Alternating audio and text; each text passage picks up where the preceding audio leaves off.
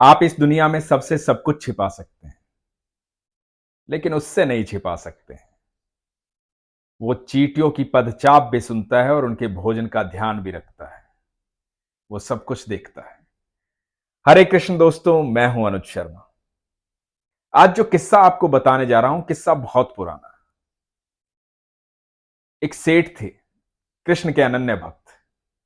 भगवान की आराधना करते थे, ईश्वर से प्यार करते थे। एक दिन मन में आया कि लड्डू गोपाल घर पे होने चाहिए, तो लड्डू गोपाल लेकर के घर पहुंचे।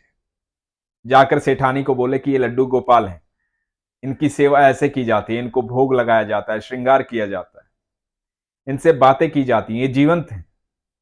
जब तुम बातें करोगी तो ये तुमसे बातें करेंगे, तुम भोग लगाओगी तो भोग ग्रहण करेंगे।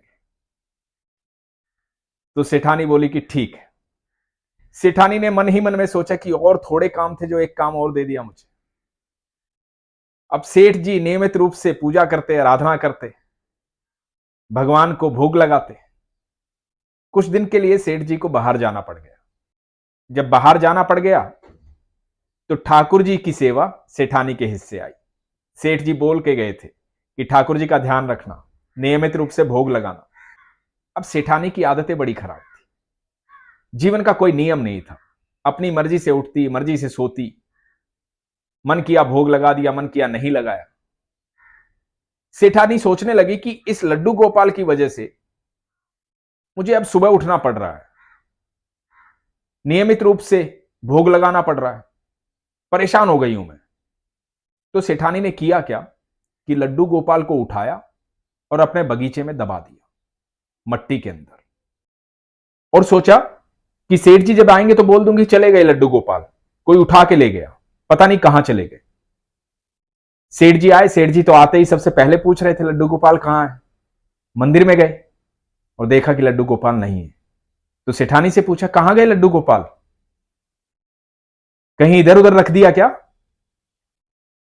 तो सेठानी बोली पता नहीं, 2 दिन हो गए, लड्डू गोपाल शायद मुझसे नाराज हो गए, पता नहीं कहां चले गए, यहां तो है ही नहीं, मुझे मिले ही नहीं।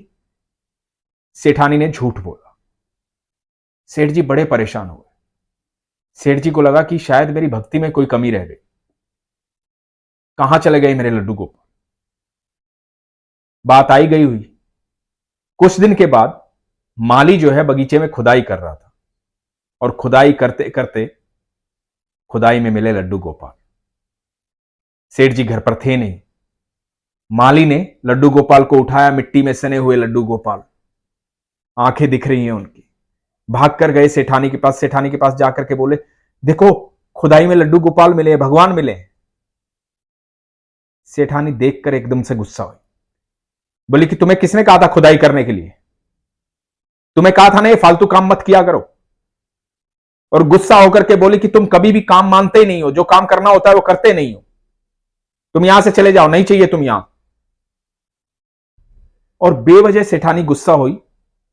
और जब माली जाने लगा, बिना ये जाने कि मेरी गलती क्या है, क्योंकि गरीब आदमी था, क्या पूछता सेठानी से, निकाल दिया एकदम से।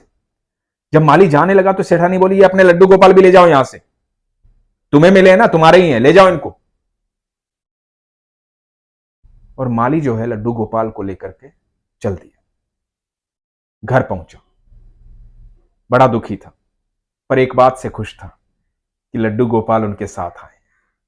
अपनी पत्नी को बोला कि देखो, हमारे यहां कोई संतान नहीं है, लेकिन संतान के रूप में भगवान आए हैं। मिट्टी से सने हुए लड्डू गोपाल को देखा जब पत्नी खुश हो गई। मोटी मोटी आंखें दिखाई दे रही थी। लड्डू गोपाल को साफ किया, श्रृंगार किया, मंदिर में रखा, प्रेम किया। तो माली ने पूछा कि ये जो मट्टी जो है भगवान के ऊपर से उतरी है, इसका क्या करूं। तो पत्नी ने कहा कि अपने घर के बाहर डाल दो, वहां छोटी सी बगीची जो है अपनी। तो माली ने वो मट्टी ली और अपनी बगीची में डाल दी। अब सुबह शाम भगवान की पूजा होती, घर में लल्ला आ गए, पत्नी का दिल लगा रहता। लेकिन माली को एक बात का दुख था। दुख ये था कि नौकरी से निकाल दिया गया था, दूसरी नौकरी आसानी से मिलती नहीं है। माली कह रहा था कि लड्डू गोपाल तो आ गए हैं, खुशी तो लाए हैं, लेकिन काम धंधा कुछ है नहीं, इनके भोग लगाने के लिए भी पैसे चाहिएंगे, इनके वस्त्र पहनाने के लिए भी पैसे चाहिएंगे, काम कुछ है नहीं। जैसे ही ये मिले मेरी नौकरी छूट गई। तो मेरी समझ में नहीं आ रहा कि इनका आना मेरे लिए सौभाग्यशाली है या मेरा दुर्भाग्य है। पत्नी ने बात सुनी और पत्नी ने कहा कि भगवान हर एक के लिए सौभाग्य लेकर आते हैं, ये ईश्वर है, ये जो कुछ भी हो रहा है अच्छा हो रहा है। भगवान ने गीता में कहा है जो कुछ हुआ है अच्छा हुआ है, जो कुछ होगा वो भी अच्छा होगा। क्या साथ लेके आए थे जो साथ लेके जाना है। पत्नी भगवान की भक्त थी, गीता के वचन कह डाले और माली ये बात सुनकर खुश हुआ कि चलो जो इसकी मर्जी वही हो। कुछ दिन बाद हुआ यूं कि एक आदमी जो है माली के घर के बाहर से जा रहा था। उसने क्यारी में देखा कि बड़े सुंदर फूल आए हैं। तो उसने आवाज दी माली को। तो माली को बोला कि ये फूल तूने लगाए हैं? तो माली ने कहा कि मैं तो रोज फूल ही लगाता हूं, ये भी लग गए होंगे। तो उस व्यक्ति ने कहा कि ये साधारण फूल नहीं है, बहुत महंगा फूल है, इसे बाजार में जाकर बेचेगा तो बहुत महंगा फूल है, ये साधारण फूल नहीं है। बोला अच्छा कैसी बात कर रहे हो? बोला लेके जा इसको बाजार में। और माली उन फूलों को लेकर के बाजार गया और बाजार जाके पता लगा कि उन फूलों की कीमत बहुत है। माली वापस आया, देखा तो ये वही जगह थी जहां लड्डू गोपाल की वो मट्टी डाली थी। अब माली ने उन फूलों से उस बीज को लिया और खेती शुरू कर दी। धीरे धीरे वो माली बहुत अमीर हो गया, बहुत पैसा आ गया। भगवान का आना उसके लिए सौभाग्यशाली था, क्योंकि भगवान का आना हर किसी के लिए सौभाग्यशाली होता है। बताते हैं कि एक दिन एक भिखारी ने उसके घर पे आई। तो माली ने पहचान लिया ये वो सिठानी थी। तो माली ने कहा सिठानी आप? तो सिठानी ने माली को नहीं पहचाना, क्योंकि माली बहुत अमीर हो गया था। तो सेठानी ने बोला कि कौन? तो माली ने सारा किस्सा बताया। तो सेठानी ने बताया कि जिस दिन वो घटना घटी थी, मैंने तुझे बाहर निकाला था, वो लड्डू गोपाल को मैंने ही दबाया था।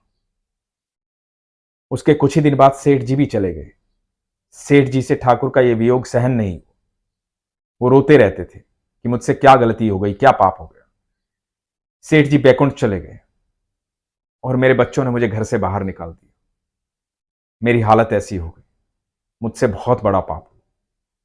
तो माली ने कहा कि कोई बात नहीं, आज आपको उस गलती का एहसास है तो ठाकुर तो इतने दयालु हैं कि सारी गलतियों को क्षमा कर देते हैं। तो आज से आप निश्चिंत हो जाइए, आप यहां रहिए, क्योंकि ये घर मेरा नहीं है, ये उन्हीं लड्डू गोपाल का दिया हुआ है, ये सब कुछ उनका है। आप भी इनके अधिकारी हैं। यदि आप मुझे उस दिन घर से ना निकालते, आपके बगीचे में मुझे लड्डू गोपाल ना मिलते, तो ये सब मेरे पास नहीं होता। तो आप यहां आराम से रहिए और अपने जीवन को व्यतीत कीजिए भगवान की भक्ति में।